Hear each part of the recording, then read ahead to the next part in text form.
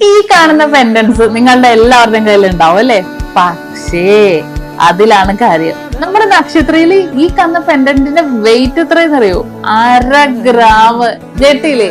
ഈ റെഡ് ആണെങ്കിലും ഗ്രീൻ ആണെങ്കിലും ബ്ലൂ ആണെങ്കിലും ഒക്കെ വരുന്ന ഗുരുവായൂരപ്പൻ നോക്കുന്നത് വെറും 1/2 ഗ്രാം ആണ് സ്റ്റോൺ വെയിറ്റ് കുറച്ചിട്ടുള്ള ഗോൾഡ് വെയിറ്റ് വരുന്നത്.